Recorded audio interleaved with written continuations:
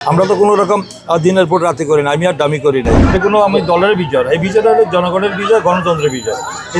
এই যে মানুষের যে দীর্ঘদিনের যে প্রত্যাশা ছিল, 17 বছরের যে অপেক্ষা ছিল, যে তারা কি অবাধ সুষ্ঠু নিরপেক্ষ নির্বাচনের জন্য অপেক্ষা করেছিল, নির্দলীয় নিরপেক্ষ সরকারের অধীনে তাদের যে প্রত্যাশা, যে তাদের ভোটাধিকারটা প্রয়োগ করবে, সেই ভোটাধিকারের মধ্য দিয়ে তার একটি গণতান্ত্রিক সরকার প্রতিষ্ঠা হবে, পছন্দের প্রার্থী পছন্দের দল নির্বাচিত হবে, যেই দল আমাদের খেয়ানত করবে না এবং দেশে আইনের শাসন, বিচার বিভাগের স্বাধীনতা, ন্যায় বিচার, মানবাধিকার এবং মানুষের যে মৌলিক অধিকারগুলি, সাংবিধানিক অধিকারগুলি সংরক্ষিত হবে, তার জন্য লড়াই করেছিল।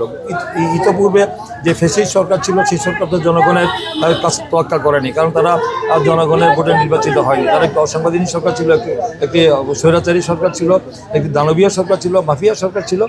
তারা জনগণের কে পুঁজি করে, তারা প্রশাসন যন্ত্রকে পুঁজি করে তারা গায়ের জোরে রাষ্ট্র ক্ষমতা দখল করে বসেছিল।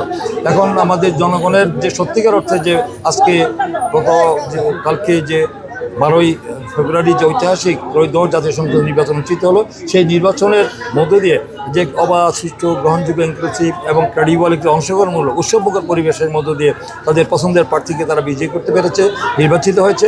যে জনপ্রতিনিধিরা তারা মহান জাতীয় সংসদে গিয়ে তারা সেখানে জনগণের কল্যাণে মঙ্গলে কাজ করবে এবং জবাবদিহিতামূলক এই সরকার প্রতিষ্ঠা হবে, যেন অতীতের থেকে শিক্ষা নিয়ে।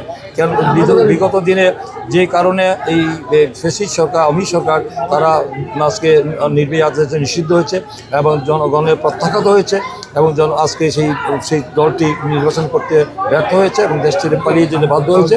এই ধরনের যে অভিজ্ঞতাকে আমরা সামনে রেখে আমরা আগামী দিনে দেশ পরিচালনা আমরা করব। আমাদের দলের নেতা, আমাদের চেয়ারম্যান তারেক রহমান, তিনি দীর্ঘ 27 বছর প্রবাসী থেকে দেশের মানুষের গণতন্ত্র পুনরুদ্ধারের জন্য, মানুষের আইনি শাসন, বিচার বিভাগের স্বাধীনতা, ন্যায় বিচারের জন্য, মানুষের ভোটাধিকারের জন্য লড়াই করেছেন।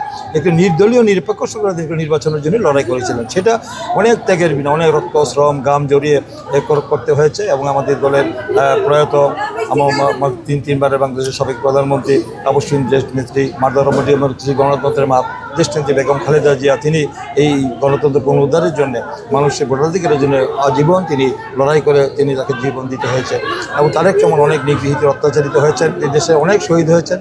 আমাদের দীর্ঘ 17 বছরে আন্দোলন করতে গিয়ে হাজার হাজার নেতাকর্মী তারা জীবন দিয়েছে, তারা আপনার গুম হয়েছে, খুন হয়েছে, অন্যায় অত্যাচার, নিপীড়ন, নির্যাতন, গুম খুনে শিকার হয়েছে এবং বৈষম্য বিরোধী আন্দোলন আপনারা দেখেছেন যে কীভাবে সেখানে আমাদের দলেরই প্রায় 422 জনকে শহীদ হয়েছে, শাহাদত বরণ করেছে।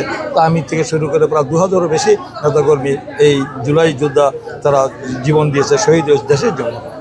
আজকে তাদের রক্তের মধ্য দিয়ে, আমাদের শহীদের রক্তের মধ্য দিয়ে আমরা আজকে একটি সত্যিকার অর্থে একটি গণতান্ত্রিক সরকার, একটি জনগণের সত্যিকার অর্থে জবাবদিহিতামূলক একটি সরকার, দায়বদ্ধতা জনগণের কাছে এরকম একটি সরকার পেতে যাচ্ছি।